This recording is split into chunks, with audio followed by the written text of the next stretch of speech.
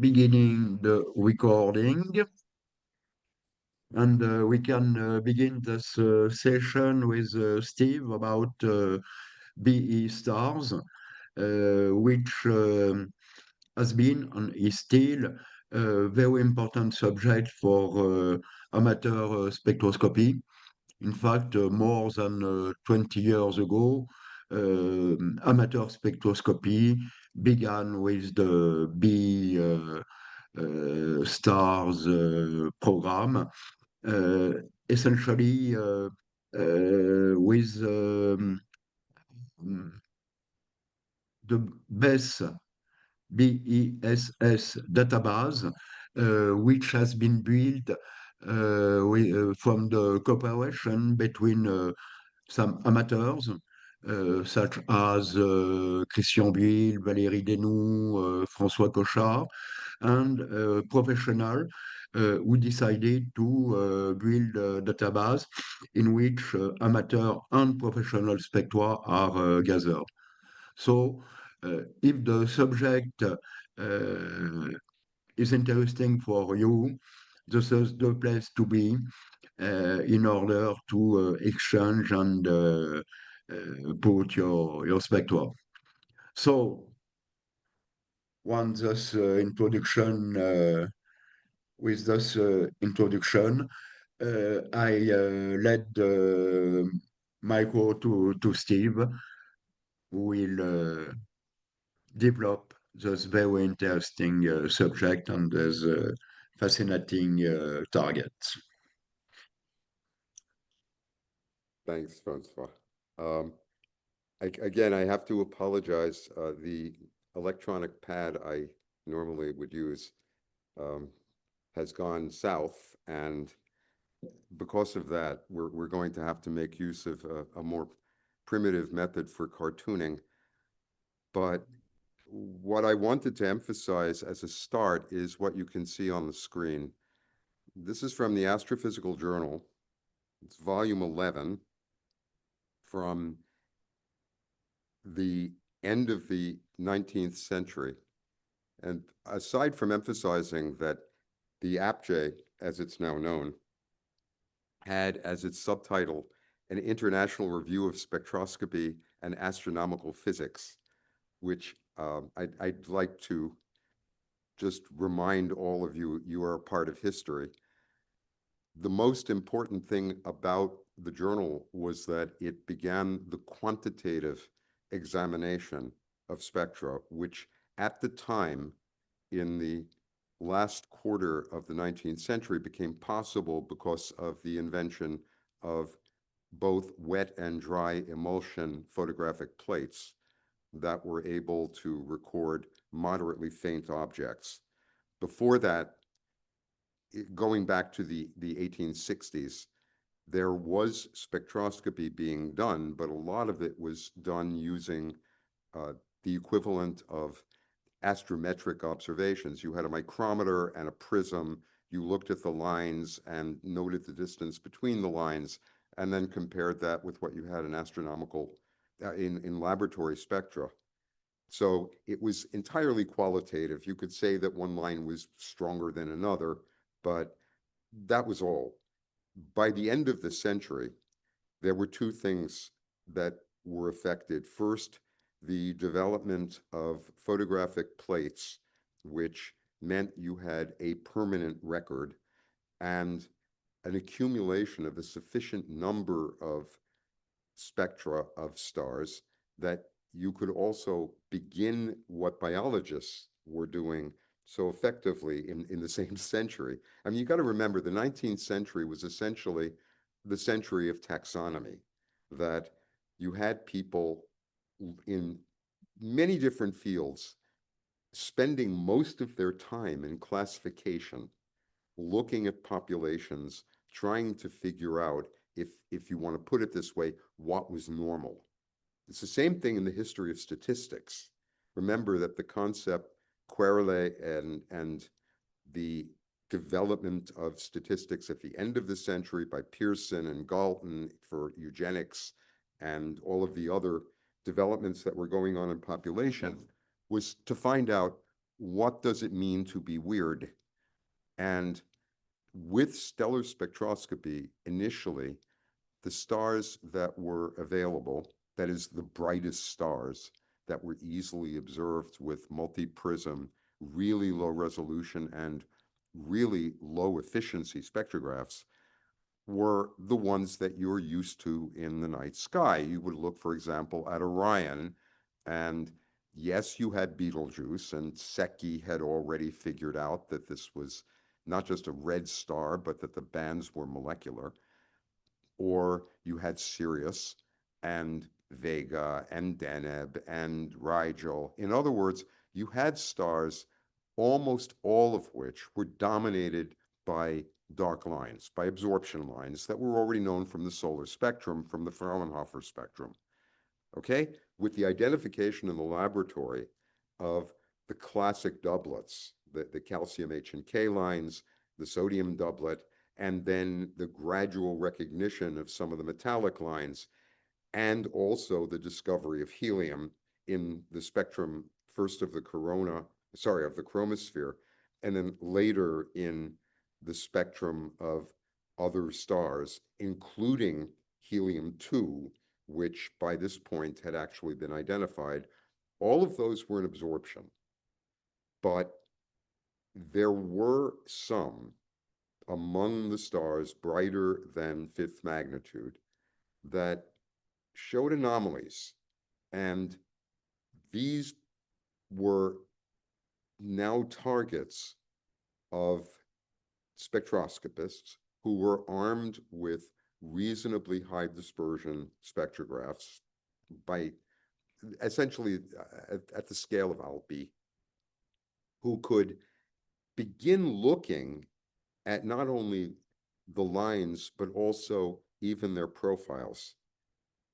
The first identification of really bizarre objects came with the Wolf-Rayets, in part because they looked a lot like nebulae. And this is another thing to remember in our discussion today. And if you want to interrupt, please, because I don't mean to just ramble on here. The important discovery in the middle of the century, mainly by Huggins, was the existence of sufficiently low density, high temperature material to produce emission lines in objects that visually were nebulous. This isn't just a joke to say, okay, nebulous objects had nebular spectra. It's that there were also lines present there that were already known in absorption from stellar spectra, but clearly distinguished themselves from stellar spectra because they didn't show absorption. Okay? And the first recognition that what you were looking at was something that was a tenuous medium was also driven by the solar corona and the solar chromosphere, that during eclipses, it had already been noted that the hydrogen, the Balmer spectrum, was in emission. And going back to Secchi, there were observations of solar prominences that again showed the presence of emission lines. So it was clear that there was a difference between stellar spectra and nebular spectra. Now, the peculiarity was that stars that we now call Wolf-Rayet stars, in large part because Wolf and Rayet were the ones who recognized them. In fact, it's, I think, the only class that for which we still use the names of the discoverers. And in this case, it actually was the discoverers. It usually isn't. But okay, with that aside, the important thing about them, and now the ones that in this article by Campbell were called, as you see on the line here, the bright H beta stars. These are what we now call the BE stars, that in a spectrum that showed what then was recognized as hydrogen, helium, carbon, you also had emission lines in an unresolved object. So what you were looking at was not a planetary nebula. It wasn't a diffuse nebula. It was something that combined those properties, but on a scale which was unresolved. Now, you got to remember that by the end of the 19th century, parallaxes had already been measured, at least for a few stars, and it was known that the stars were at sufficient distance that, especially for those that were ranked in clusters where you could see that there was some kind of magnitude similarity between members of the cluster or some relation, you could at least say, okay, these are probably at the same distance, and then use magnitudes to scale. So it was clear that you were looking at something which was very compact, clearly around the central object. The spectra were the Balmer lines. They were effectively what you had in a chromosphere or in prominences, without knowing anything about how that corresponded to temperature, which is another point we're going to get to, or understanding that what you were looking at was a process that wasn't simply a tenuous gas being an emission and a dense gas being an absorption, the usual childish way of stating Kirchhoff's laws. It's that you had something which was sufficiently tenuous that it simulated nebular conditions. Now, these were at the time, and the phrase that I'd like to read here, because I'm not sure that it's going to be clear. It's impossible to overestimate the value of these additions to the previous meager number of bright line objects. Discoveries of these objects of the last named kind have been announced in the briefest possible manner as bright H beta stars and have yet received little attention from spectroscopists. So the beginning of this work was to call attention to the fact that not only were these objects interesting, but they also, as became obvious fairly soon, were numerous. Among the stars, among the brightest stars, several in the northern and southern hemisphere showed these strong emission lines. Mu Centauri in the southern hemisphere had already been spectroscopically analyzed from Stromlo. The spectrum of Gamma Cas is actually central in this article as one that shows not only a variety of emission lines, but an anomaly that we're going to get back to. Okay? The further information is in this phrase. I have in the past year examined visually all of the available bright H beta type and have secured photographs of limited regions of the spectra of several of them. While work was in progress, the observatory was so fortunate as to receive a gift in the 36-inch Crawley reflector. The advantages of the reflector over the refractor in this work are so great that I shall regard the photographs now on hand as purely provisional. So, and finally, in the general note, I'll only record any observations of the H alpha and D2 lines, reserving more detail for a future paper. This was also the recognition of a parallel phenomenon, that the emission lines had structure, have structure. Hey, And Steve, yeah, let me interrupt for a second. What you read, H alpha and D2 says H alpha and D3. I'm the sorry, subscript D3. D3. Yeah, Is that's not the the helium, that's okay. 5876. Got Thank you. The importance of that line, that you've got to realize this was known to be helium because it was called helium. This is the line that was discovered in the chromospheric spectrum during an eclipse and identified as helium because it was seen in the sun by Lockyer. It was central to the classification system that was developed at Harvard in this taxonomic period of identifying the sequence that you all know, the B, A, et cetera, that the thing that distinguished these stars was a combination of the color and the complexity of the spectrum, and that among those, the peculiarity was that the vast majority of the stars that were classified as B were just showing the helium line, the D3, which is helium-1, in absorption, but that some, in particular gamma casts, showed not only that line, but other lines that eventually became identified also as helium. Now, the other problem that was happening at the same time was the difficulty of knowing what you were actually looking at, with the exception of the lines that you could identify in the solar spectrum or in the laboratory.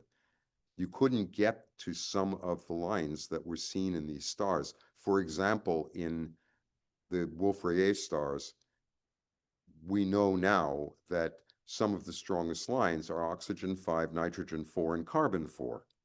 And that is 3 times ionized and 4 times ionized CNO. And those were not accessible in the laboratory. You couldn't get to those temperatures, even in electronic ovens, so that the only way you would be able to get to those was substantially later in the 20s and the 30s, and eventually with the development of shock tubes.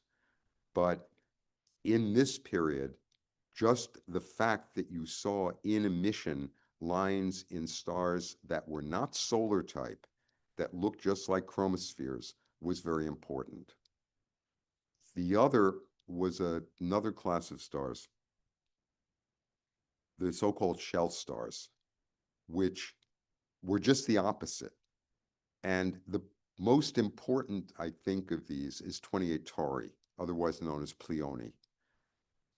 This was already known, along with others that showed sharp absorption lines, to not only show sharp, deep absorption lines that looked like the interstellar doublets, but it also showed emission. And it went between those. That is, one of the characteristics of normal B stars is that, to quote the observer on duty when I was working on Orion decades ago with IUE, another dull, boring B star. The B stars are, well, like A stars. They're dull and boring. That's one of the things that makes them useful, that they don't vary much. Those on the main sequence have moderate rotational velocities and otherwise very simple spectra. But these, the ones that showed the emission, were unstable, are unstable. And more to the point, the lines themselves change. It isn't simply that which lines are present change or that they go from absorption to emission, but the structure of the line, both in emission and absorption, changes on a variety of timescales. Okay? So essentially, that's the context for setting up the notion of a B star, of a BE star. The point that became clear only in the 20s, when the resolutions of spectrographs exceeded a few hundred. Now, this is very important, that when working on main sequence stars, the principal lines that people were working with were already quite broad. And that has to do with Stark effect, that the hydrogen and helium, being such abundant species, are formed over an enormous depth in the atmosphere. And in particular, the part that's formed very deep is in a region that's both ionized, bloody thing's a plasma, and it's dense. And so you have a constantly fluctuating electric field around all of the atoms, which broadens out the levels. Okay? And that's what gives you the stark wings. In addition, you have impacts simply because it's a hot gas. So these charges are both impulsively exciting and causing a fluctuation in the line, and also what's called quasi-statically broadening the line. So to go to the blackboard, you have something like this. If you imagine in a stellar envelope that you're looking from here, the optical depth is increasing downward, as is the density. And so in the region where, if we looked at the line profile, so let's say we have a broad line like this. Where this is the flux Steve, please. density. Yes. We don't see the, yes, perfect. Thank you. Okay. So when you're looking at the line, the part that is opaque, that is the core of the line, is the part that gives you a view only of the upper portion of the atmosphere, where the density is low, because you can't see deeply into it. This has to do with the intrinsic line, because remember, what you have here in an absorption feature is going from a lower to a higher level, and then having for that line an intrinsic profile. Okay, because I think we're fighting blur your background. okay, can you see this? It's blurry because I think you've got blur your background enabled. No, I think, Steve, I think you have facial recognition on. When your face turns to the camera, it gets focused, but when you turn away, it's unfocused. I hadn't set anything, in fact. It seems to focus on your face, and then when you go to the chalkboard, it becomes out of focus, as gentleman mentioned. That's bizarre. Pardon me, but do you have any idea how to stop that? Francois? Click on video Yes, and check the settings for the I video. have this on FaceTime camera.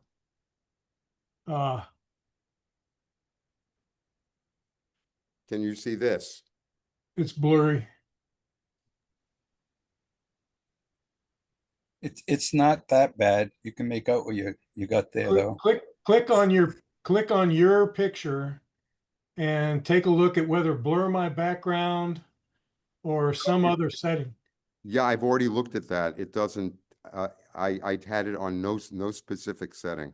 Does the camera have an autofocus feature? No. But when you put your hand on the board still, it is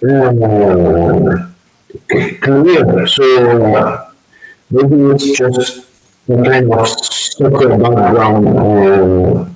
You're way So overmodulated. No, it's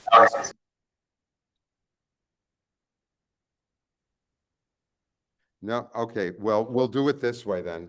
If I sit, maybe it'll keep better focus. No, your hand and face are in perfect focus, and the And this is whiteboard is not. It's weird. So that means that I actually have to No, sit. So if I do this, No, it doesn't. It's not following you. It's like the background just is out of focus. okay, let's try that. As close as you can get. Yep. So here, what we have are broadening of the levels. Now, this is important to understand. The broadening does only one thing. It's the equivalent of saying that these are sharp levels, but because of the fluctuating background field, you have these fluctuating coherently. And the transitions that you see between them, this will be very important in a few minutes. So it's technical, I understand, but let me explain this. in the transition, it's a little bit like jumping off a swing at different places in the swing, that the ground stays the ground, but the energy with which you hit the ground depends on where you coherently jumped off the swing, but the swing keeps going. That is, when you put an electric field across an atom, the energy level is perturbed. This would be the same as you have in a gravitational case with an orbit, okay? The orbit stays the orbit. Here, the energy level simply fluctuates, but it doesn't produce a transition. The transition is produced in that fluctuation, and so the distribution of the line, the distribution of photons coming out of that is this profile. Okay? As you increase the density, the range here increases. And that is this lower portion of the atmosphere, and the portion here in the line profile that's far from center, because that's where you see deeper. This is very important for understanding spectra in general. But when you're looking at the abundant species like hydrogen and helium, what you have is such a large column to look through that you can see down to the point where the opacity is really from a continuum. That is the hydrogen and helium ionization continuum. So when you look away from the center of the line for a normal star, when you're looking at, say, the Balmer lines, you're actually seeing very deep. So the argument was, once this was finally understood, and that was only in the late 1930s through the 60s, when the theory of stellar atmospheres was finally worked out, the point was that if you saw an emission line, it had to be formed up here, okay? Outside of what we would call the photosphere. And so what you were looking at, if you saw emission, was something tenuous and extended above the surface. Now, this fit perfectly for the sun, because when you look at the calcium lines, for example, in the chromospheric spectrum, the line profile looks like this for, say, the K line, that there actually can be an internal inversion, but mainly you have a little emission in the core of the line here because of the presence of this chromosphere above this region. Okay? So on analogy with this formation of the absorption line, you had this information that something, and this was narrow, which meant it had to be low density. It wasn't simply that you were seeing an emission region, you were seeing low density gas outside the normal atmosphere of the star. The next point, which was fundamentally and is fundamentally different than the solar problem, than the chromosphere, is that the emission line is very broad. That doesn't jive with low density. Let me make that clear. That's why I was emphasizing the broad wings. If you see broad wings on an absorption line, it could be from a variety of things. It could be Doppler, that is, it could be rotation or orbital motion or pulsation. In other words, it could be dynamical, or it could be Stark, or even magnetic broadening that's unresolved. There are a variety of ways you can do this. But if you see that in an emission line, it has to be dynamical, because to get the kind of broadening that you see in the BE stars, which is hundreds of kilometers per second in full width half maximum, that requires both very high temperature if what you want is for this to be thermal broadening. Hundreds of kilometers per second implies temperatures that are like the solar corona, or something dynamical. Because if you had densities that were producing that kind of broadening, that would mean you would not see an emission line. You would see an absorption line because the column density would be too high. The next point is that the emission lines vary differently than the photosphere. And that implies that you have something dynamical and that is either in a state of expansion or contraction or rotation above the surface of the star. The first clue to what was happening came with Struve's observation in the 20s that when you look at the lines from the surface of the star, that is, you look at the photosphere, among the B stars, as it was told to me by someone who should have known because he was a student of Struve's, there were two classes of stars that Struve worked on when it was B stars.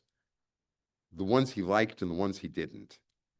The ones he didn't like were the ones that had really broad fuzzy lines that were really hard to measure.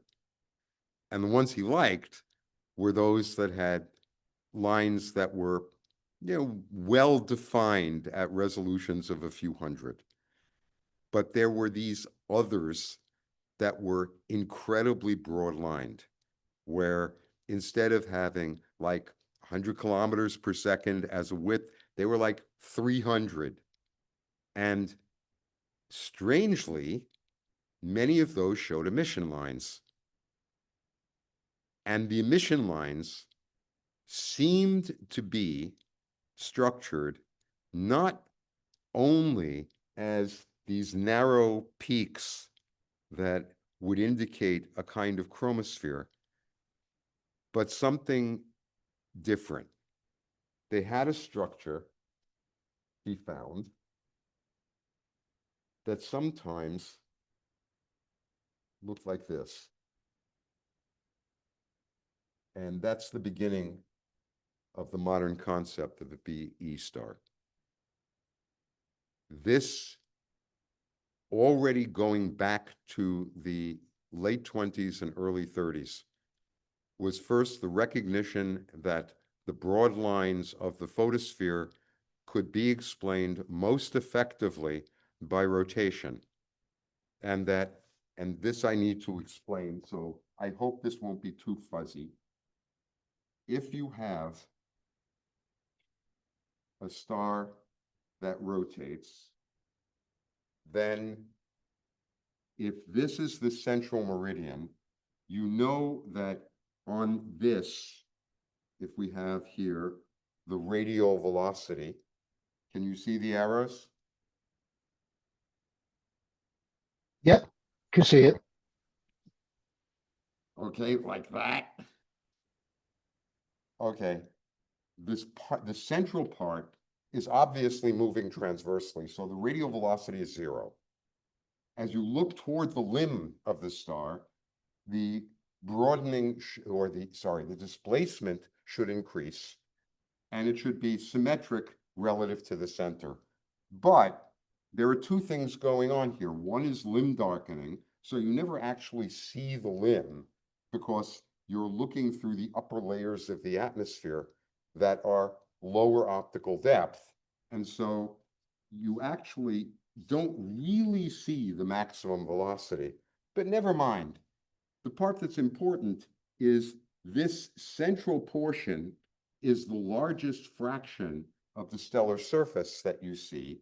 And as you look toward the limb, the solid angle, or let's say the surface contribution, is lower.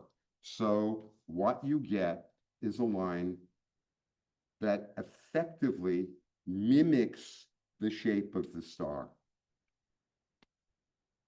That here in emission or in absorption, it doesn't matter.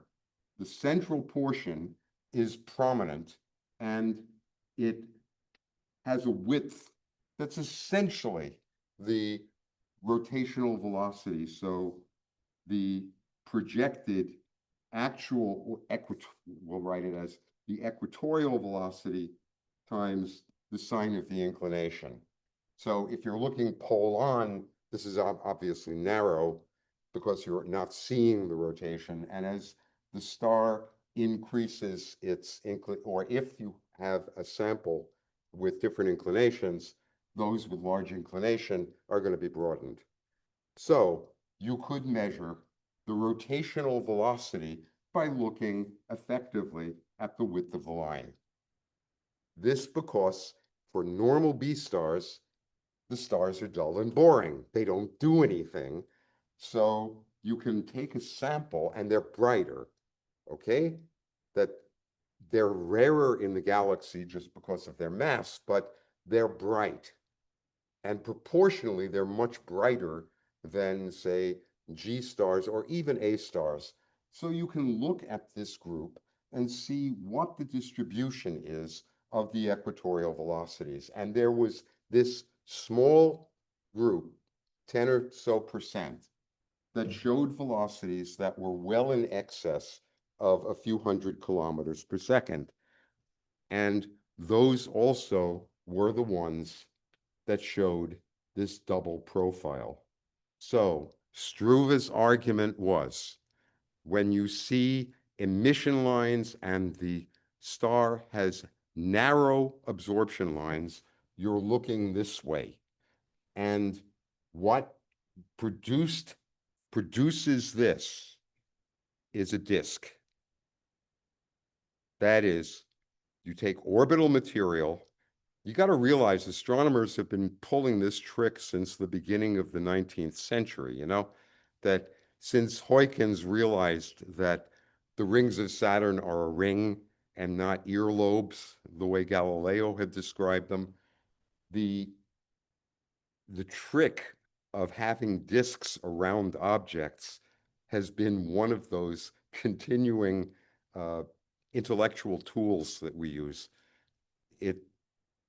Now it's just taken for granted that whenever you have star formation, you have some angular momentum, that stars rotate, and that the rotation somehow can be recorded in the early stage of star formation by the presence of lines like this. But in the B stars, to see that is unusual, because those stars are in hydrostatic balance. They're main sequence stars, and there was no indication for many of them, or for many of them, there is no indication that these are members of binary systems. So the idea is that you have the central star, and surrounding it, you have a disk with its own dynamics, separate from that of the stellar surface, which, if you want something to be in what in meteorology would be called cyclostrophic equilibrium, that is, where centrifugal force is balancing this, or in other words, it's an orbit. If this is orbiting material, then these peaks should be in the same way that the absorption line is weighted by the area of the surface. They should be the portion in the line formation region in the disk with the largest contribution and the highest density. And that is where it's closest to the star. In other words, where the velocity is highest. So you see less material out here because you're looking through a smaller path length, and you see a longer path length when you're looking near the stellar surface. And that gives you this double peak in this picture. Okay? So is there a preferential line that you're looking at in terms of species to see this, or will this appear in any line? Oh, what a question. Yes and no. Preferentially, you look at the line that's the most likely to form, which is the Balmer lines. But this should be true for not every line, and that's the next step. What Struve didn't address and what frequently isn't addressed in the business is, why the hell do you see the emission lines at all? You know, it's not enough to say that you've got hot gas at low density. You've got to have something peculiar that produces the emission. The only way you can do that is by a process that populates the upper level of a transition. Okay? Now, there are two ways of doing that. One is by photon processes, and the other is by collisions. So let's just deal with the collisional effect. If you've got a collision that causes, and this, I'm really trying to answer the question, so don't think I'm evading it. Okay, I'm not pulling a politician here. If you have an excitation by a collision, then it doesn't matter if another collision occurs or not. You've got something in an upper level. You haven't seen this as an absorption line, but if after the collision you wait and nothing happens, this bugger, because it's in the excited state, is going to decay. And so you're going to get an emission line with no accompanying absorption line. Okay?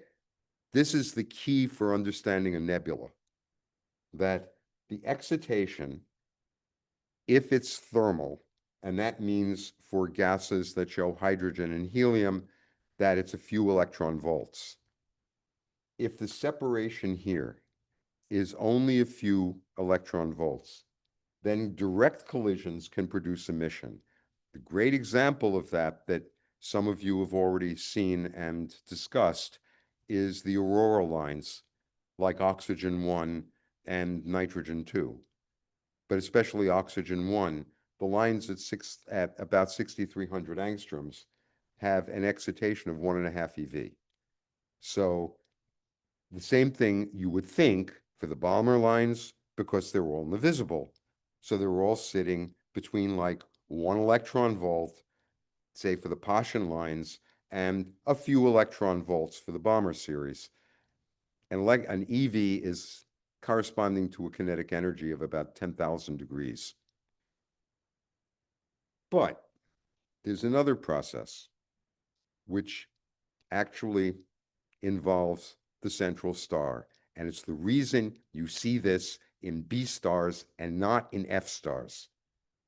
You would think that if you had disks around F stars, it should be the same thing as looking at disks around O stars.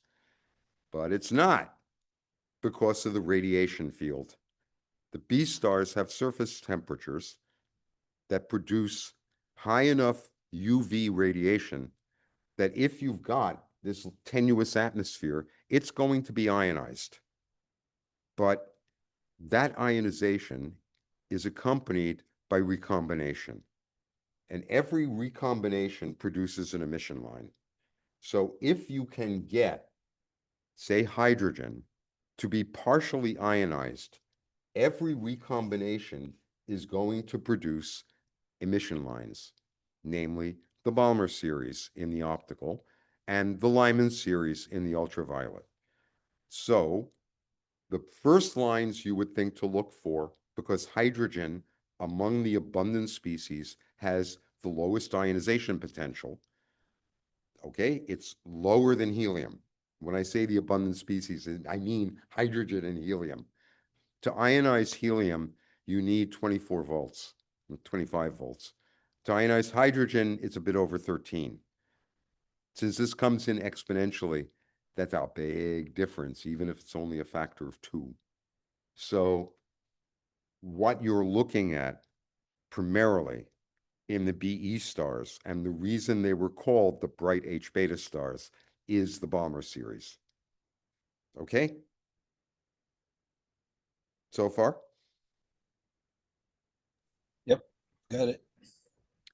Same thing as with H2 regions, by the way, that the reason you see the emission in H2 regions is because the central object is ionizing the background. Ionization doesn't mean that you strip the electrons and that's it. You know, you've got charges there. So if you formed an ion, inevitably, if you wait enough time, it's going to recombine, unless there's something that specifically impedes the recombination, which is really hard to construct. Nature usually doesn't do that. So you keep pumping photons into the medium, that maintains a level of ionization, but you have this change of gender between neutral and ionized on the part of the atom, and it sits in between those. When it's recombining, you get an emission line. When it's ionizing, you don't. But the ionization you don't see because you're working in the optical, and the ionization is coming from the far UV. Now, the other part of this is that the helium lines require also a radiation field. And the difference is the Balmer lines can be excited. Again, I hope this isn't getting too technical, that just using H alpha, the H alpha line is, if this is the ground state, first excited and second excited state, H alpha is this transition, the 3 to 2. The series in the UV, the Lyman series, has Lyman alpha and Lyman beta, where this is at about 1025 angstroms and this is at 1215. This is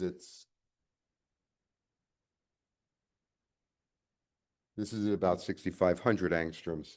So one other way to get emission in H alpha is by absorption in Lyman beta. Now, this actually happens in the Earth's atmosphere, that there's an emission line of H alpha, even though it's not ionized. But this happens only in very low density gas, where you have an enormous column in the Lyman beta. This happens in active galactic nuclei, but it's not a primary mechanism when you're looking at the BE stars. The thing that's important is that any of the Balmer lines are going to be coming from these upper levels that approach ionization. So you should be seeing the bracket series, the Paschen series, the Balmer series, and then in the UV, you would see the Lyman lines. So the lines you would principally look for are the hydrogen lines. Helium requires a higher energy. So if you see the emission lines there, you first have to have a hot gas, as you do in the chromosphere, temperatures that can reach kinetic temperatures of 30 or 40,000 Kelvin, or even hotter. The only way you're going to get that is if you have a strong UV radiation field, which means you would have to have stars that you would call spectral type B2 or B1 or even B0. That is, you have to have enough UV radiation that you would ionize the helium and see the recombination. But you don't see helium-2. Okay, you don't see ionized helium. You see, because that would be recombination from doubly ionized helium. When you see the emission line, it's because it's healing itself. So you've gotten stuff up into the helium, the range of helium-2, but there isn't enough of that to produce absorption, and it's not emitting, but you see the helium. Okay? So that tells you the other thing. These disks have the physical conditions of H2 regions. They look like relatively soft central objects where the radiation in the far UV is not that strong. These are not like O stars. And Although there are O stars that show emission lines, they're called OE stars or OEF stars. But for the BEs, you have disks that are ionized by the central object, and because of the kinetic velocity field, because the buggers are orbiting at speeds that are wildly supersonic, you'd expect that, like traffic on the freeway, if somebody abruptly applies the brakes because they have a weird notion, everybody behind them is going to plow into them and you're going to get a shock. And if you have a bunch of idiots who are accelerating and decelerating, this is going to happen continuously, a sort of aerosol of traffic accidents. And in effect, that's what happens in accretion disks, that you can't expect, because it's a bloody disk, it's not particles orbiting, it's not a ring, it's a continuous medium in which fluctuations are going to occur all the time. Any fluctuation in velocity is going to be catastrophic, because if something, for any reason, increases in density and slows down slightly or deviates in its direction, it's going to ram into something else at very close to orbital velocities, which means tens or even hundreds of kilometers per second. So in those collisions, those shocks are capable of also stripping electrons and ionizing the medium. Okay? They also do something remarkable. They can get high enough in energy to produce X-rays. And that's another thing that's clear about these systems, that we now know that BE stars can also emit X-rays, not gamma. They don't get that hot or that energetic, but they can get to temperatures that exceed hundreds of thousands of Kelvin, which means up to 30 or 40 electron volts or even higher. Now, all of that is an indication that around what would otherwise seem to be a normal star, you have fluctuations. And those fluctuations in this disk require an explanation. No, let me put it differently. Those fluctuations tell you, yes, there's a disk there. Yes, it's optically thin. Yes, it's dynamical. Why the hell is it there? It isn't enough. Let me make this clear. It is not enough to invoke rapid rotation and say, well, it's thrown off. We learn, okay, let me say it this way. This is in the physics department, so I can simulate doing a physics lecture here. You know that when you're putting clothes in a washing machine, that the reason you go through the spin cycle is that you have effectively an acceleration that produces what appears in the rotating frame to be a centrifugal force, but it's because you've got the wall there. So you're accelerating and compressing the material against the wall, and if the wall weren't there, the stuff would be flying off tangentially, okay? We all know this. I mean, this is the stuff you have in basic physics.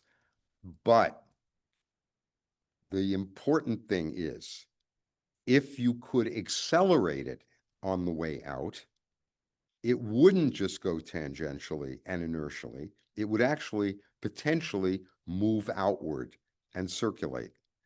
So the argument would be that if you want to lose mass from a rotating star, you have one of two options. You either contract the central object and just leave a trail behind you of orbiting material, okay? Or you actively expel material from the star. And the only way to do that is to physically accelerate it outward. That this is the fundamental difference between what we talked about for cataclysmics and binary mass exchange and the standard model for the BE and the B bracket E stars. That instead of having an accretion disk, you have a variety of names for it, but we'll use the term decretion disk. That is something that causes the outer part of rapidly rotating stars to move outward. There's only one way to do that. You have to not only accelerate it, but you have to give it more angular momentum than the surface has. In other words, somehow you've got to spin it up. Now, this is kind of hard to do because you've got to get the star somehow to couple to material at some distance that has a higher angular momentum than the surface of the star, a higher, when I say angular momentum, I mean that it has a larger moment arm, but it's orbiting with the same speed as the surface. Now, you know an example of this.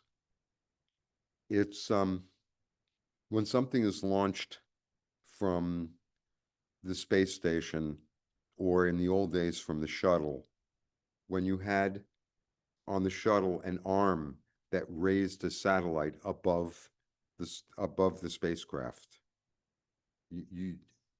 Let me ask, do you know what I'm talking about here?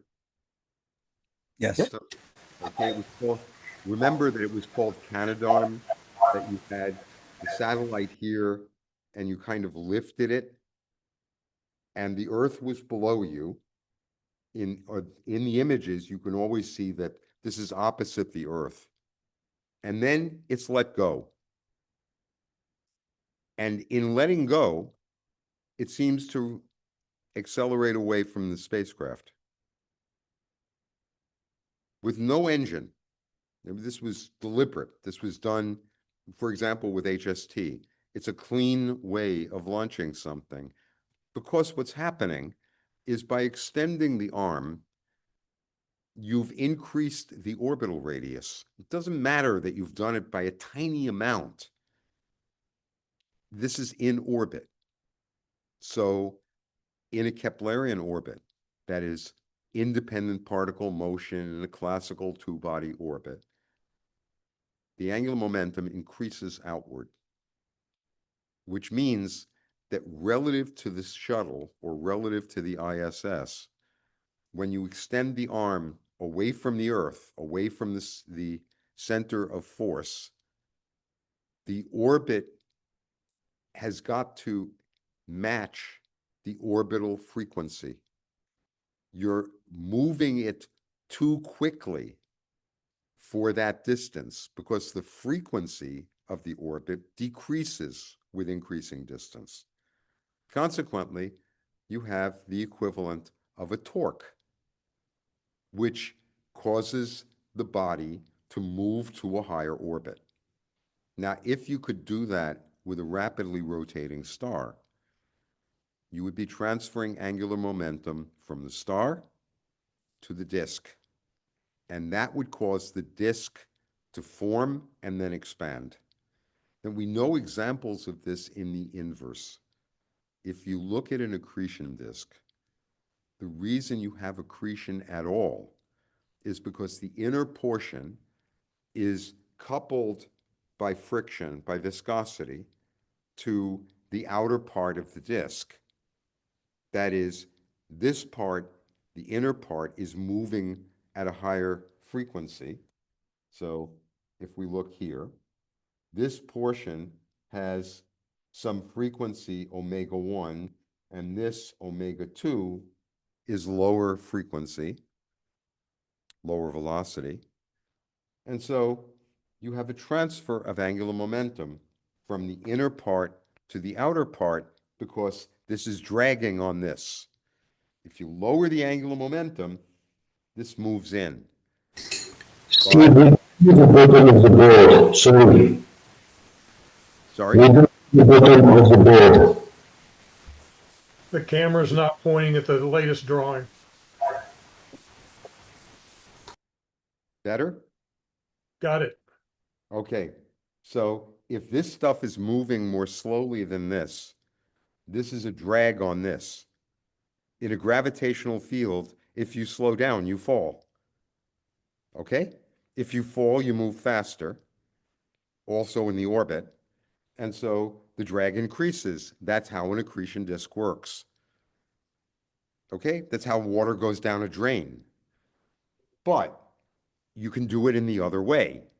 If you speed this up somehow, because you have a central object here that's rotating, if somehow you can transfer from this material to this material a positive torque, this stuff will move outward. Okay? The result being the formation of a disk. As far as we know, you can do this theoretically by cooking up a variety of couples, the most likely being the pornography of invoking magnetic fields. But we do measure magnetic fields in B stars. We know that they're there, and we know that the winds of B and O stars are structured by weak fields. So it's not ridiculous to think that some weak magnetic fields are enough to couple the material in the inner disk and have it move outward. The fact that the disks are unstable is very important. Now, the other thing that we know, and this is probably the thing that Bess is most concentrating on, is that when you look at these line profiles, one of the things that shows up is what's called a V to R variation. That is violet to red, that this fluctuates. It's simplest to say that the way this would form is by having something like a rotating structure within the disk, something that's fixed, so that when you have here,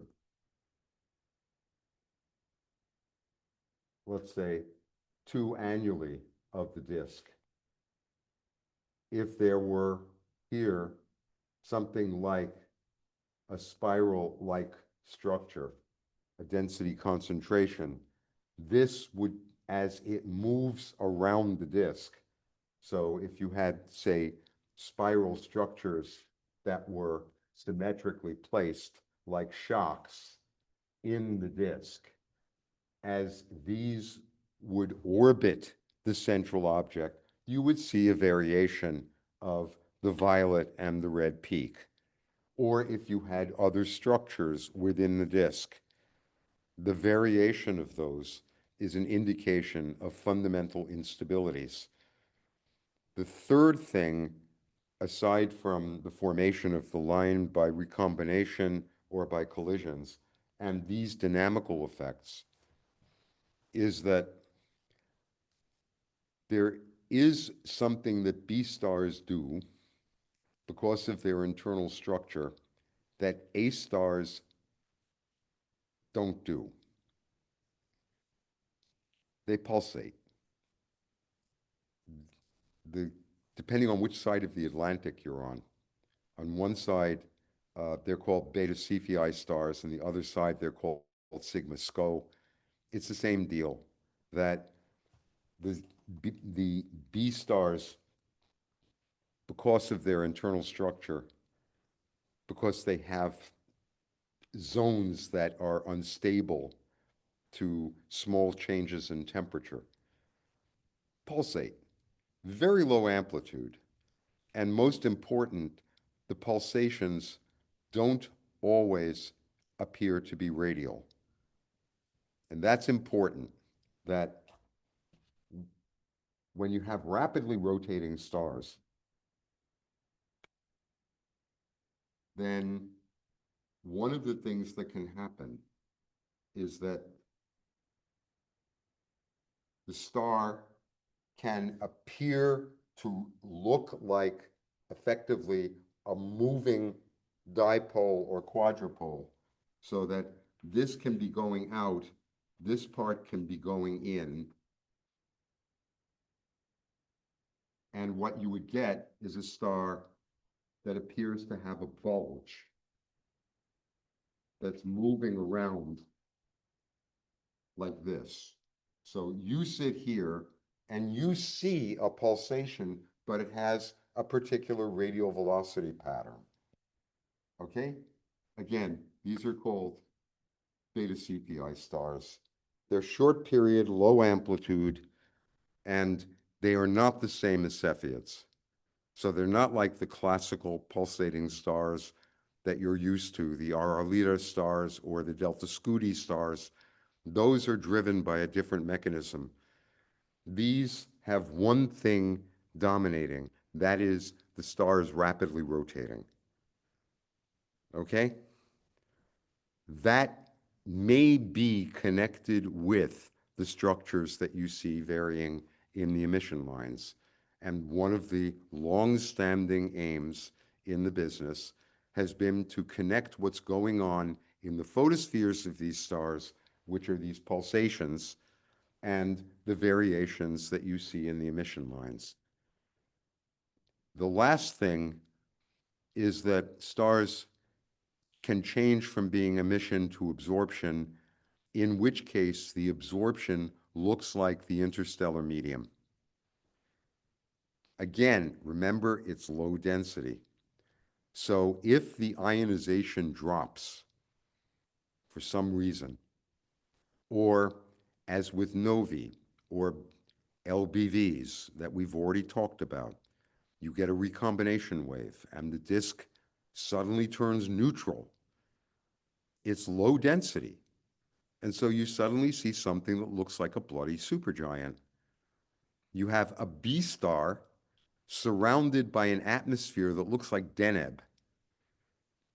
This is what we call in the business a shell star. It goes back to Struve and to this phenomenology of looking at the changes in the line profiles. It's exactly the same as the interstellar medium. If the collision rate is low and the material is neutral, everything's in the ground state. Or it's in the ground state and then coupled through a myriad of different transitions. But basically, what you're looking at are lines like the calcium doublet, the potassium doublet at 7,900 angstroms, or the sodium doublet that just happened to be sitting next to the D3 line. These narrow lines look for all the world like an interstellar cloud. They have the same ionization structure. They're very low density. They're in the same stars that at other times show emission. One of the things that remains an open question is, why the hell do these things change? What's driving them? Now, all of this so far, I don't want to go for too long because your patience is already being tried, but all of this finds a natural explanation in precisely what we know doesn't work as a universal. If you had the material being supplied by someplace else, in other words, if the B star is itself just a garbage can and it's got a companion and the companion is dumping material on it, then the damn thing is going to form an accretion disk. It doesn't matter that it's not a white dwarf. Anything that's in a binary system in which one of the components is losing mass, and that mass is tidally affected and not simply a wind coming from the central object, that's that's going to fall on the companion. And if it's in a binary, it's going to have angular momentum, so it's going to form a disk. We know good examples of that. They're called Algol systems. That in Algol, you've got a G giant and a B main sequence star. And although it's a pretty crappy little disk, nonetheless, it shows emission lines at some times.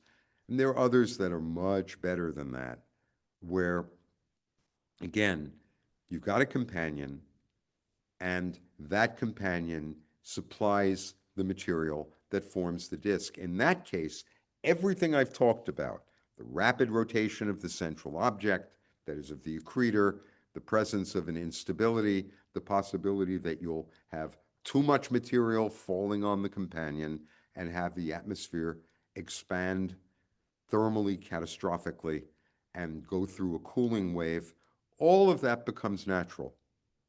The only problem is not all of these things are binaries, and certainly not all of them are periodic, and certainly not all of them are showing the phenomena that you would expect for mass exchange in a binary system. So the ambiguity is that if it's a binary, it will be a BE star. And if it's not a binary, then it can be a BE star, but there has to be some other cause for the disk. And that's where all of you come in. That's where the long-term observations are so damned essential. One is connected with the radial velocity. That was why Struve had his favorites and his not favorites, because if he was measuring radial velocity, the rapid rotators were a real pain. You could barely see the lines. If you took the plate and put it at a meter away from your face, you could see that there were absorption lines. But under the microscope, which is the way in the primitive days of working with plates, you had to do these measurements. You couldn't tell where the line center was. I can speak to that from unfortunate personal experience. That was one of the things that was an impediment during my PhD, that I was measuring radial velocities and line profile changes effectively under a microscope, because at that point scanners were just being developed. But the other thing was that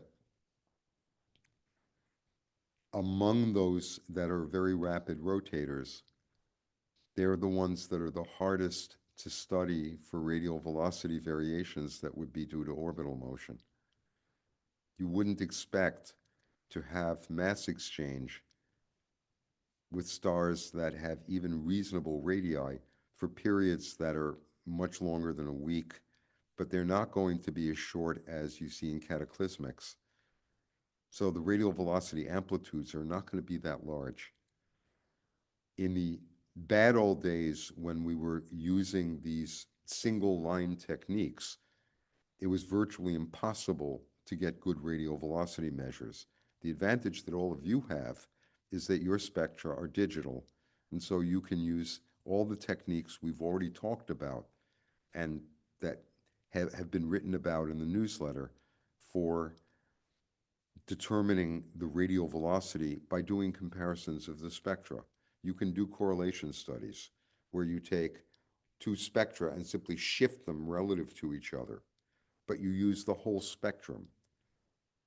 Because it's digital, it's limited only by the signal to noise. So if you have a long enough time series, you can distinguish whether it's pulsation, that is this non-radial pulsation, or orbital motion, or both. And you have the advantage that you can separate the absorption and the emission lines. What we now know is that at least some of the classic BE stars are in fact binaries. There had been a long-standing difference of opinion that on one side you had a group largely at Prague who were under Mirek Plavec and later Harmanitz, who was still in the business, who have argued that the binarity of BE stars is essential. And then there's the other side, which is the decretion disk picture, which is that the central object to the disks can be isolated and produce the disks on their own. The combination of the two of them is probably what's correct. But the only way to tell that is by using this kind of argument to understand how the line profiles are changing over time and how the systems are changing. In addition to which, photometry can be useful. Most of the photometry is going to be the photosphere. But if you use narrow filters like H-alpha or H-beta, in principle, you can do the equivalent of exceedingly low resolution spectroscopy. But the pulsation, any variations that you see in the light, because the disks are mostly optically thin, are almost certainly going to be due to the photosphere. And they're not going to be due to the disk or to the outflow that results from the disk. The last thing is that the other clue is the one that you don't have access to easily. None of us do. And it will become virtually inaccessible in a matter of just years, and that is the ultraviolet. The last point is that if you have hot stars, not only is most of the light coming out below the atmospheric cutoff, if you have stars, if you look at a star that's hotter than about middle B, virtually all of the light is coming out shortward of 5,000 angstroms, and much of it coming out below 3,000, which means it's below the ozone cutoff. So the only way you're going to be able to understand that object, at least energetically, is by going to the UV. And at the moment, there is only one UV high-resolution instrument available, and that's called the Hubble Space Telescope, excuse me, on which there's only one spectrograph that can do this sort of thing, and that's STIS. It will not be long before we don't have that resource. So, sorry? Steve, do you want to get water? No, it's okay. Okay. I'll survive. Okay. Thank you. But that's what Fisherman's Friends are for.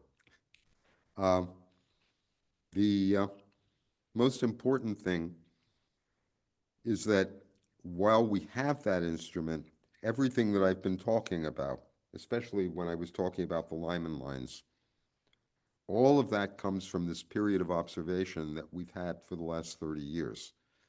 The miracle of IUE, which lasted for almost 20 years, and then the miracle of the UV spectrographs that we have on HST. But eventually that era is going to come to an end, which is the other reason why it's so damned important now to get these kinds of observations coordinated so that we understand how to interpret what's going on when we no longer have that region of the spectrum that's driving it. And that's why I was trying to emphasize that the presence of emission lines implies that there must be a photo source from the UV that's important in this. Now, as a last point, because you've been so tolerant, what had been only a conjecture until about 15 years ago is now a certainty. That is, these really are disks. The disk of gamma Cas has been spatially resolved with interferometers on CHARA, which is a high-resolution instrument. We know, in fact, that there really is a disk there, and because you can do spectroscopy because you can do the interference in different portions of the line profile you can actually dynamically map out this resolved disk. That's been done for only a few, but gamma CAS is the poster child that for which this has actually been achieved. So we know at least that one rapidly rotating B star is in fact surrounded by a low density, highly ionized accretion disk, which is not an accretion disk.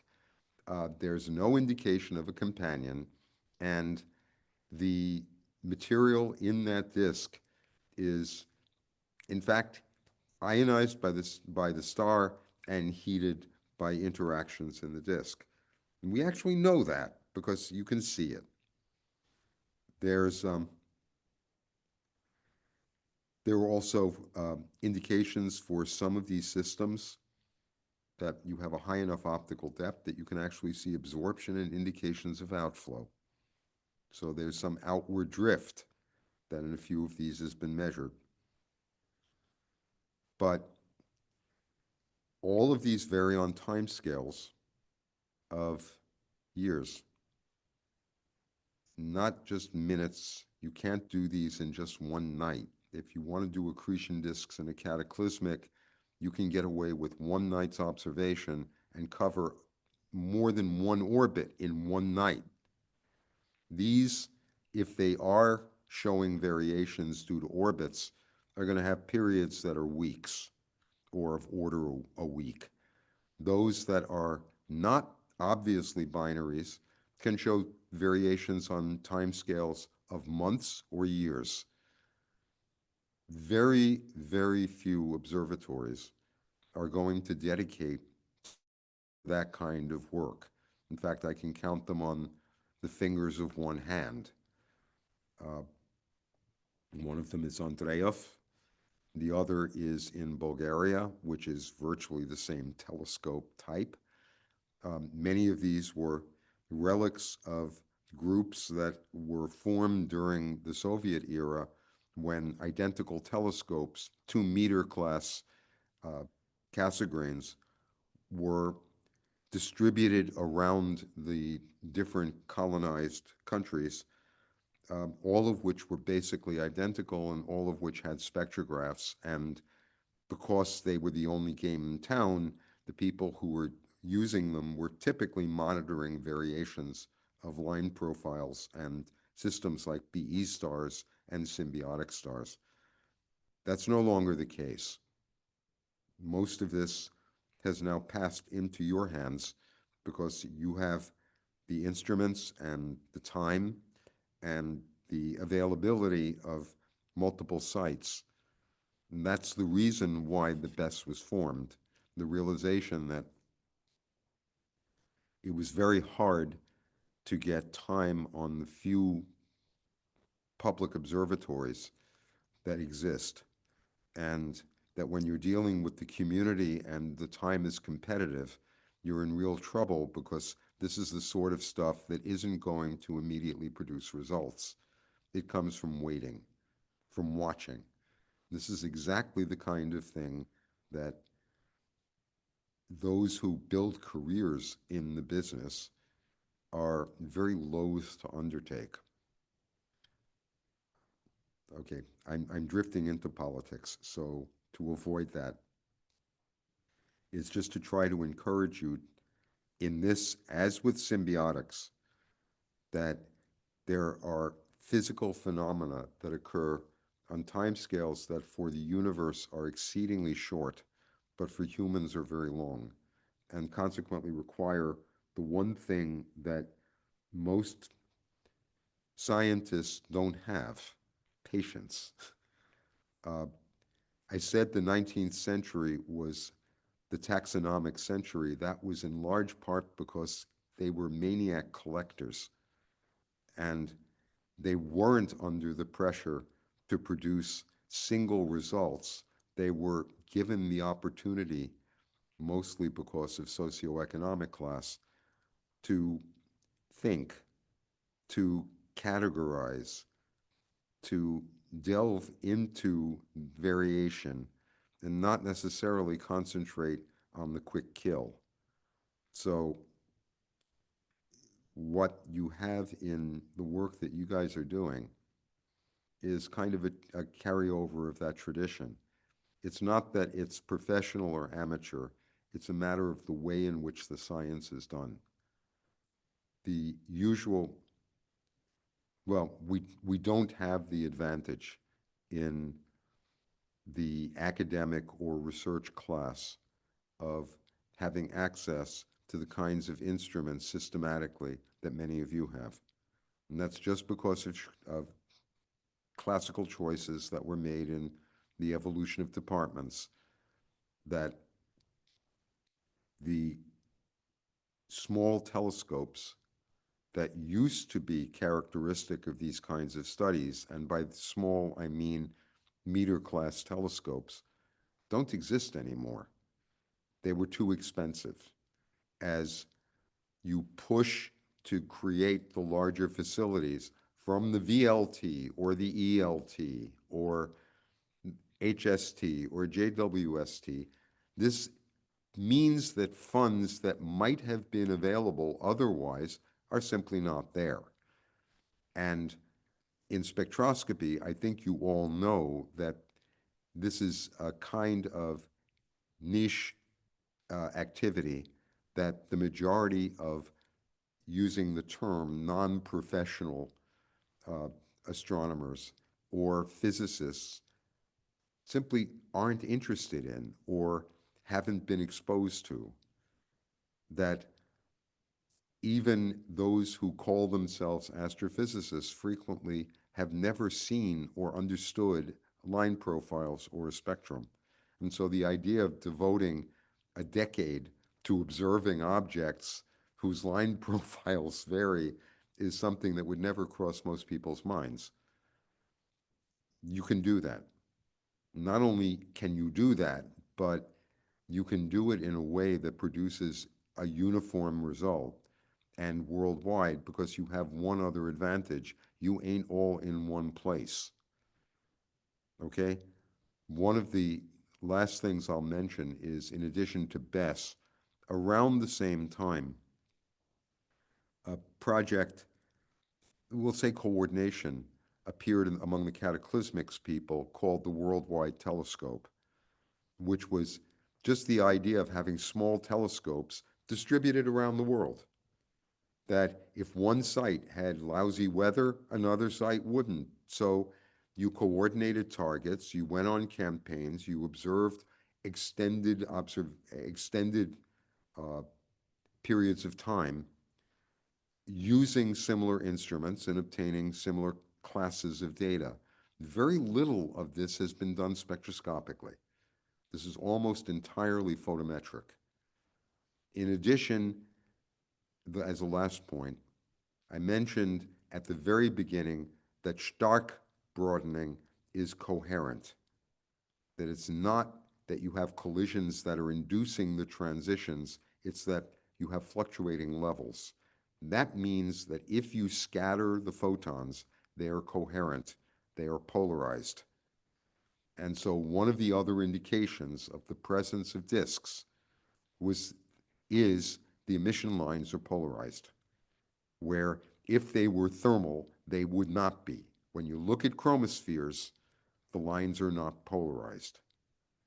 When you look at accretion disks, typically the lines are not polarized because they are collisionally excited and collisionally coupled. But when you look at this class of objects, the emission lines can be polarized because they're formed by scattering. This is one of the areas that is wide open and eventually, one would hope, will be exploited. We know this from very hot disks where the scattering is due to electrons. But in this case, it's going to be resonance scattering, which is a bit more technical, and that's why I was explaining the Stark effect. But it's something for the future. I hope this has been coherent enough. I always worry about these, but there are any questions or comments or obscenities, I'm here. Hey, Steve, one of Yep. the other classical, I think one of the classical rotators you were mentioning, 28 Ta, is a single star, right? High Yep. rotation. Yes. Pleione is a remarkable object. First of all, the damn thing is in the Pleiades, and that means it's perfect for the northern hemisphere and lousy for the southern hemisphere. But they've got Musen, so they make up for it, or a couple of others. But the thing that's interesting about 48 Libri and Pleione is that there are some very long time series on these. I think the earliest observations, the earliest spectroscopic observations of Pleione may be by Maury, but certainly by the beginning of the 20th century. So even if you don't have anything quantitative, you do have some qualitative information about the variations. Most of the stuff started in the mid-70s with the development of photoelectric detectors, so Vidicons and Digicons, and eventually CCDs. So there's at least 50 or 60 years of line profile studies available of these against which to do the comparisons. A few of them show periodicities, like 48 Libri. Some of them go through partial shell episodes. One of my favorites is 1Del, which isn't exactly everybody's favorite star, but it does show a narrow absorption on the Balmer lines that's indicating a slight outflow from the central object. But then there are the others that may be very, I haven't mentioned this one. The last thing to make as a point, if you look down the pole of a rapid rotator, it looks like a narrow line star. You're not seeing the rotational broadening. But that's not the whole story, because if it's rapidly enough rotating, which means that it is physically not spherical, the pole is going to have a different pressure gradient than the equator, simply because of the effect, again, in the rotating frame, of the centrifugal acceleration. What you're effectively doing if you have an object that's rapidly rotating is the equatorial region expands because the pressure gradient allows for that. Effectively, you're reducing the gravity. And at the poles, instead, because it's remaining a continuous object in mechanical equilibrium, the pole contracts slightly. So at the equator, you have a larger area than at the poles. But the flux that's coming out has to be uniform over the surface. In other words, you have in the center of the star a source for radiation. And so what goes in comes out. What's emitted by the center has to somehow redistribute itself through the surface. The result is the equatorial region, which has expanded, has effectively a lower temperature than the polar region. That this part isn't only compressed, it's hotter.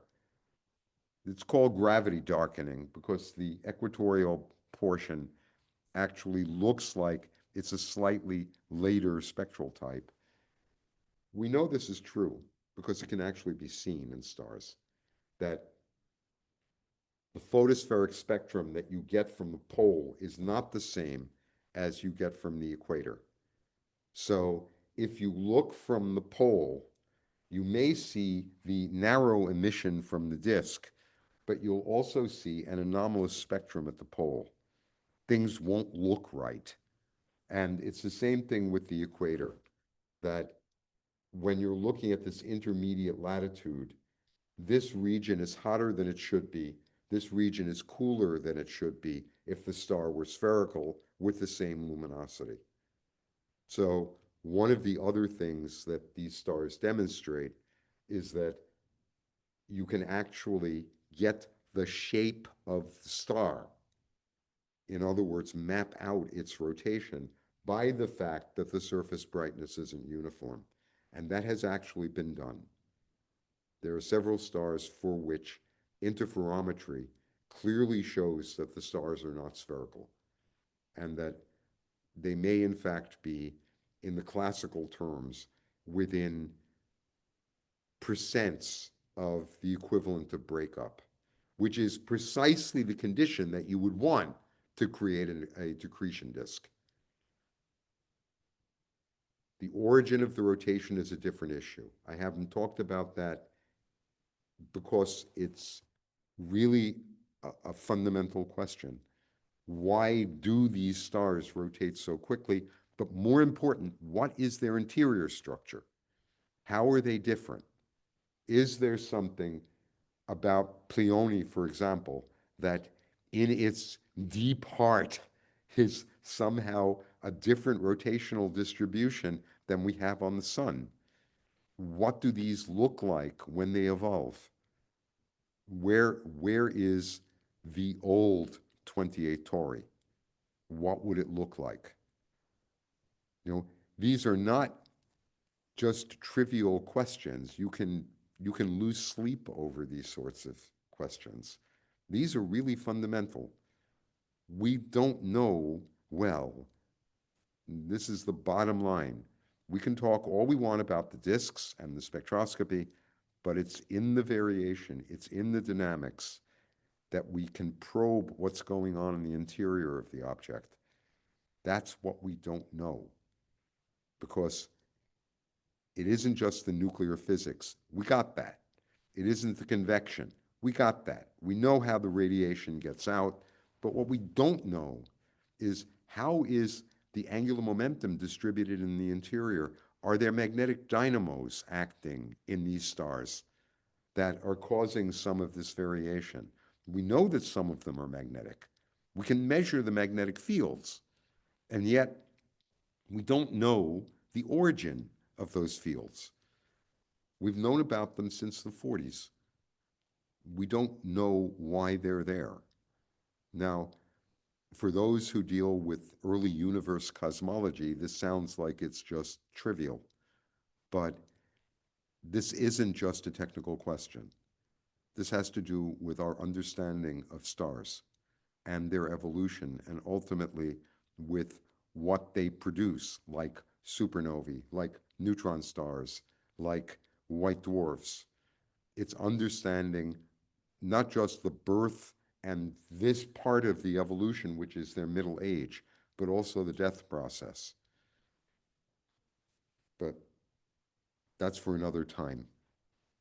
I hope at least that helps explain some things.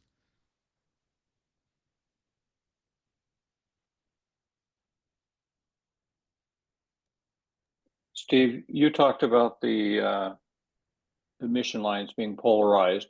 If you had a polarimeter, would you need a H alpha narrowband filter, for instance, in front of the polarimeter? If you were doing photometry, yeah. If you were doing something like spectropolarimetry, no. And not all of the lines are going to be polarized, but the point is, if the line is formed by scattering, and that is one of the ways the disks form lines, they will be polarized. That there's a real difference between having a medium that's hot and a medium that shows them and therefore emitting, or a region that is coupled to another source for radiation and consequently scattering. You normally think of the polarization resulting from either electrons scattering, in which case they're just colorless, or dust. So they act like kind of mirrors. Um, you don't normally think in the business about the effect at very low densities without the presence of collisions of these kinds of coherent processes. So one of the ways you can form the scattering line is that you have absorption in the UV that produces an emission line in the optical, a kind of fluorescence. It's something that some of you know from the symbiotic stars, the Raman scattering, which is an emission line that's polarized. It's polarized because it's scattering, it's not thermal emission. So yes, if you had a narrow H-alpha filter and you could get the continuum in the broad and then the narrow, yes, it should be polarized. One of the studies that has been done of accretion disks, because they are electron scatterers, is looking at the phase of the polarization as depending on orbital phase, looking at the rotation of the plane. The same thing with Raman scattering, that you can, in principle, get the angle between the radiation source and the line of sight because the photons are going to be shifted without otherwise being affected. It's just like a reflection process. You guys are all used to this. I mean, it's called Polaroid glasses. It's the reason you can reduce glare, that you have sunlight, which is not polarized, that hits a metallic surface and reflects. In the reflection, it's no longer symmetric. That is, you've rotated the plane in the reflection, and so you wind up having a difference in the amplitude of the light in two different directions. If you put a filter in front of it that's biased toward one direction, you can reduce the intensity of the light beyond what you would get from just the total intensity. So it's energy conserving, but it's no longer uniform. Same thing with lines. It's just that they're narrow instead of broad. You pay a price for it, though, Woody, that in putting on a filter, you are throwing away a hell of a lot of light. And you're putting all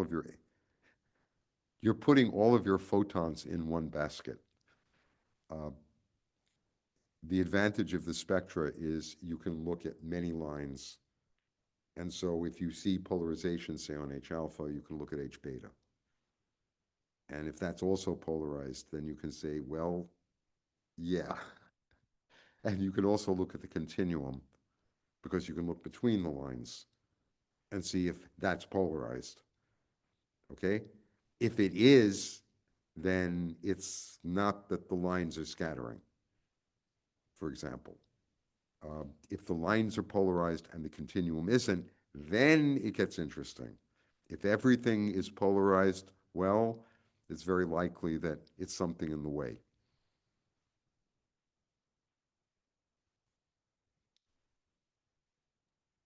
I mean, one of the advantages of the B stars is that they are bright, but one of the disadvantages is they're rarer than, say, M stars.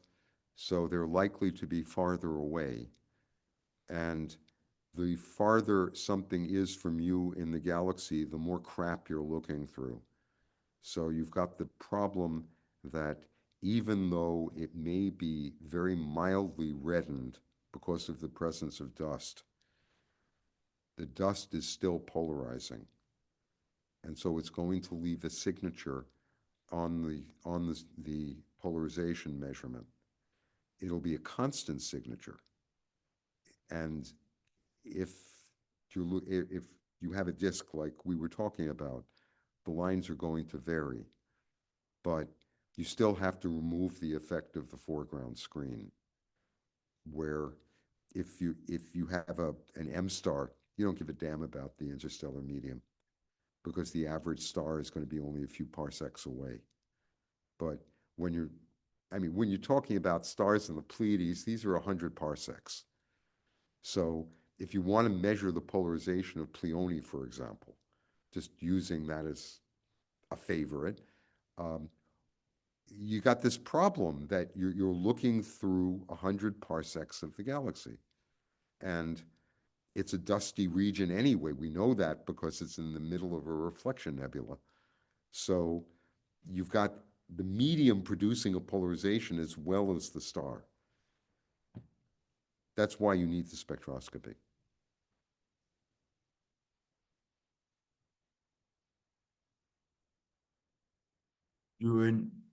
Was there any question, guys?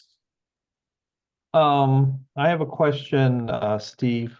When I was looking at Otto Struve's work, when if the star, the BE star, maintains the same power spectrum, some of his diagrams showed that the profile would change per the orientation of the disk.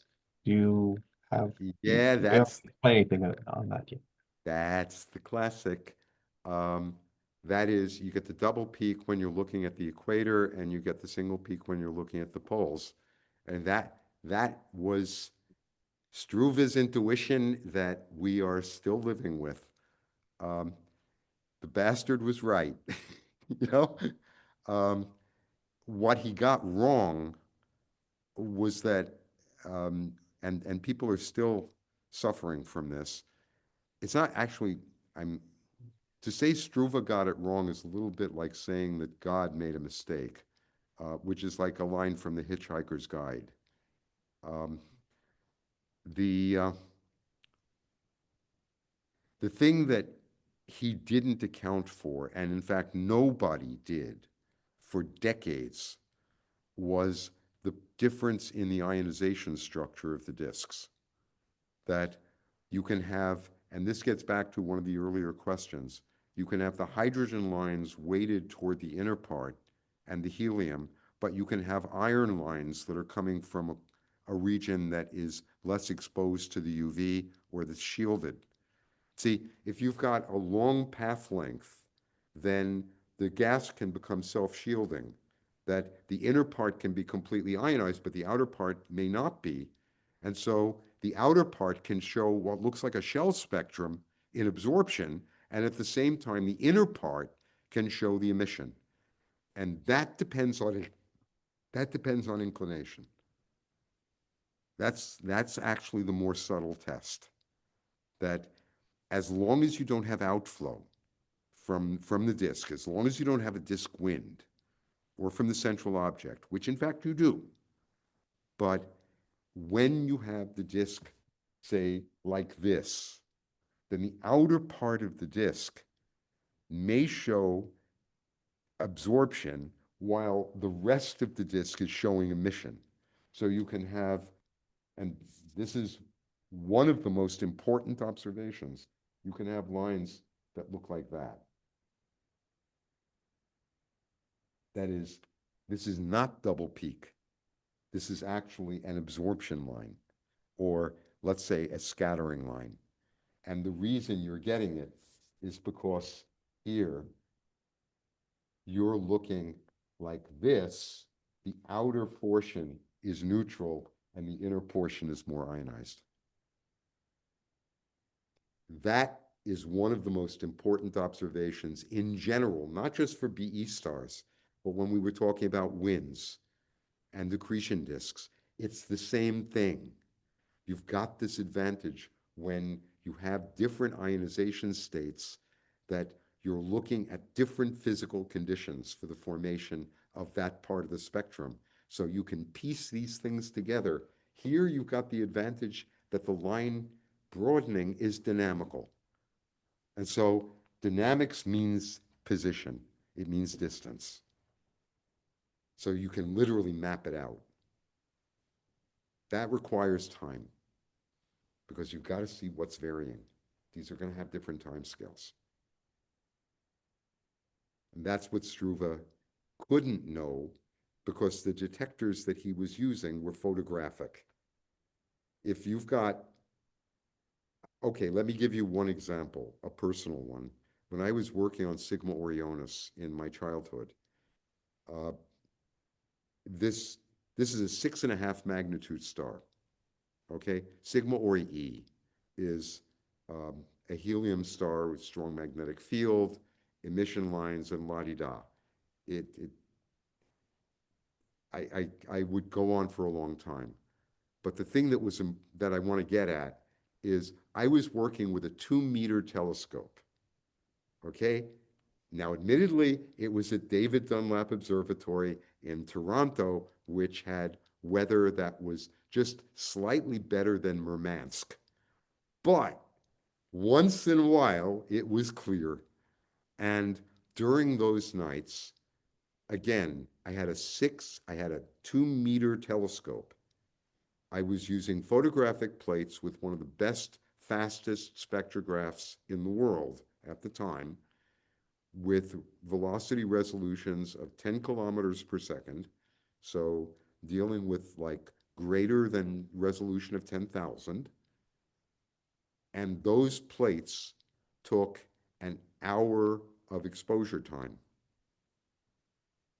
The rotation period of the star is 1.2 days, which means I could not get better than a couple of tenths of a rotation period. Okay? That now could be done with an E-shell in about 10 minutes on a 14-inch with a resolution of 10,000. That's the difference. In looking at the BE stars when Struve was using those plates and when whole generations before the modern era were doing this, they couldn't look at these fast changes. All of that was just for the photometrists. So they were looking at this ambiguous signal because some of it was photospheric and some of it was environmental. And with photometry, who knows? Okay, I don't mean to be insulting photometrists much, but the point is that the photometry is ambiguous when you have complexity of this sort. If you have Cepheid variables or or Lyrae stars or Mira variables, that's not a problem because most of the variation is photospheric. But if you have this kind of stratified environment, to put it bluntly, you're screwed if the only thing you have is broadband photometry. And all photometry ultimately is broadband. But it indicated that if you did the spectroscopy, you might be able to see things on shorter timescale. And now we know you can do that. You guys have access to phenomenology that in the 1970s or 80s, you could only dream of. So all of that classical picture that we have, that we teach and we pass on almost like a folklore, has got to change. The only way it's going to change is by this kind of persistence, to understand what the real dynamics are that are underlying instead of being blinded to look only at the slow and obvious.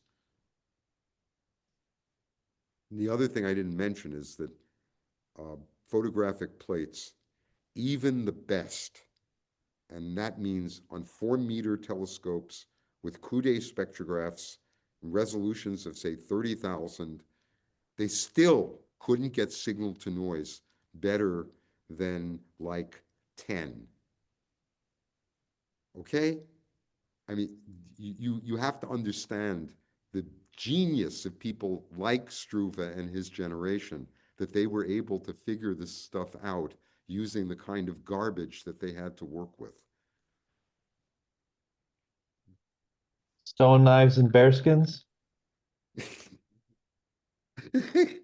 That was observing in Canada, actually, mainly the bearskins.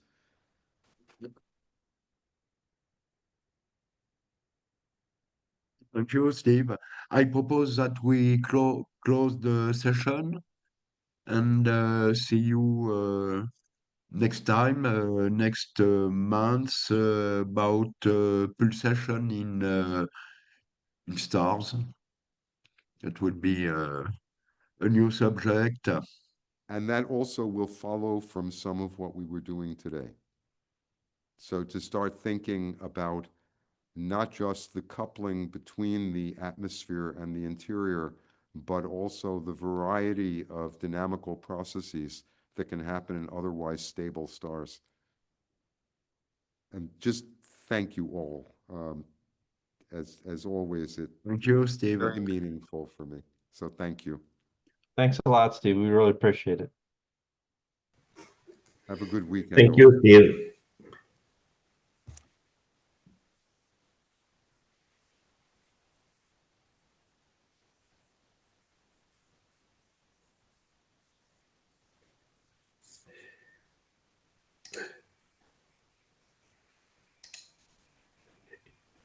Bye-bye.